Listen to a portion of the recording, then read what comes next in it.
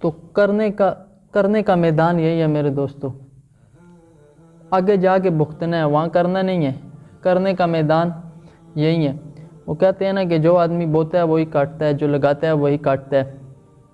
تو ہم نے پچھلا جمعہ پڑھا حضرت جی کے پاس ادھر بادر موڑ میں، تو بڑی قیمتی بات انہوں نے کی۔ باتیں تو خیر اللہ والوں کی ساری قیمتی ہوتی ہیں۔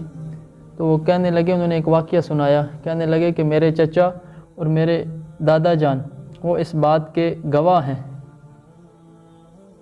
میرے چچا اور میرے دادا جان اس بات کے گواہ ہیں کہ کہتے تھے کہ میرے دادا جان جو تھے وہ صوفی مزاج کے تھے، تو جہاں 4-5 آدمیوں کو دیکھتے وہاں چلے جاتے، ان کو نماز کی ترغیب دیتے، دعوت دیتے اس طرح۔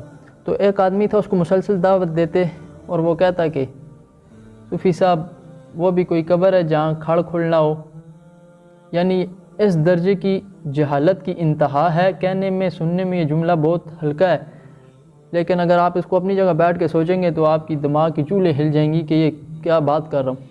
وہ کہنے لگا کہ صوفی صاحب وہ قبر میں کون گیا ہے، ویسے ہی سناتے رہتے ہیں کہ قبر میں یہ ہوگا وہ ہوگا، قبر کس نے دیکھی ہے، جائیں گے تو پھر۔ تو چنانچہ وہ دعوت دیتے رہے، اسی حالت میں وہ مر گیا۔ تو وہ مر گیا، جب اس کو دفن کرنے کے لیے جنازہ ہو گیا، لے جایا گیا قبر میں، تو قبر میں اتارا، قبر نے اٹھا کے اس کو باہر پھینکا پہلی دفعہ، دوسری دفعہ اتارا، پھر قبر نے اٹھا کے اس کو باہر پھینکا۔ تو لوگ ڈر کے مارے بھاگنے لگے، اور کچھ لوگ اس صوفی صاحب کے ان کے پاس آ گئے کہ یہ بات ہے صوفی صاحب، تو انہوں نے اپنا قرآن اٹھایا اور چلے گئے۔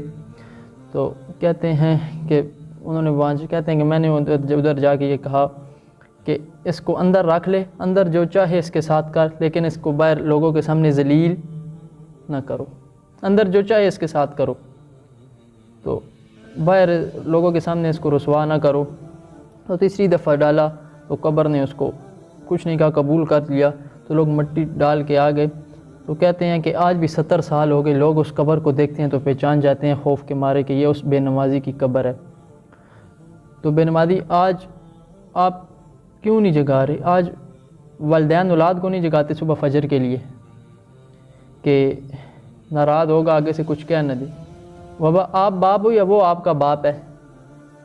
نماز کے لیے آپ ڈر رہے ہیں اسے جگاتے ہوئے کہ آگے سے کچھ کہہ نہ دے، ناراض نہ ہو جائے، یہ آپ سے برداشت نہیں ہو رہا، تو کیا کل وہ جب جہنم میں جلے گا تو وہ آپ پھر برداشت کر لیں گے؟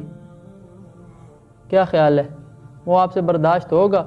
یہ آپ برداشت نہیں کر رہے، تو اس لیے نماز تو کسی حالت میں معاف ہے ہی نہیں اسلام میں، کسی بھی حالت میں، کسی بھی حالت میں فرض نماز معاف نہیں ہے، اس کا ناغہ نہیں ہے۔ جو چاہے ہو جائے، آپ فرض نماز جان بوجھ کر جماعت کے ساتھ نہیں چھوڑ سکتے، جان بوجھ کر کسی عذر کے علاوہ کوئی خاص بہت بڑا ایمرجنسی نہ ہو اس طرح، تو آئے آپ دیکھ لیں، باہر نماز کا وقت ہوتا ہے، دکانوں کو دیکھ لیں کتنی دکانیں بند ہوتی ہیں، بازاروں کو دیکھ لیں کتنے بازار ہیں، تو مسجد کو دیکھ لیں مسجدیں ویران ہیں، بازار آباد ہیں۔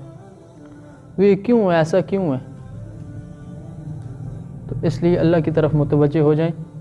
آخری واقعہ سنا کے آپ سے بات کو ختم کرتے ہیں کہ حضور پاک صلی اللہ علیہ وسلم بیٹھے ہوئے تھے، تو ایک صحابی آ گئے، کہنے لگے کہ یا رسول اللہ صلی اللہ علیہ وسلم، میرے گھر میں بے برکتی ہے، میرے گھر میں بے برکتی ہے۔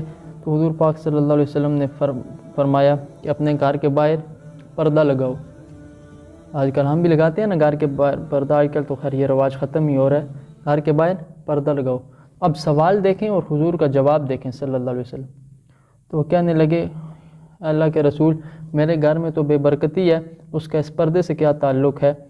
تو میرے نبی فرمانے لگے صلی اللہ علیہ وسلم کہ آپ کے گھر کے باہر سے بے نمازی گزرتے ہیں، یہ ان کی نحوست ہے، یعنی گھر کے باہر سے بے نمازی گزر رہے ہیں، اور یہ عالم ہے کہ کہہ رہے ہیں کہ گھر میں کیا کریں؟ پردہ لگائیں۔ اور آپ خود خیال کر لیں، جس گھر میں 3 4 5 بے نمازی بیٹھے ہوئے ہیں، تو گھر میں کدھر سے برکت ہوگی؟ گھر میں برکت آئے گی؟ کدھر سے آئے گی؟ 5 ٹائم اللہ نے بلایا ہے، حاضری دے دیں۔ تو نماز میرے بھائی آپ کسی بھی صورت میں چھوڑ نہیں سکتے۔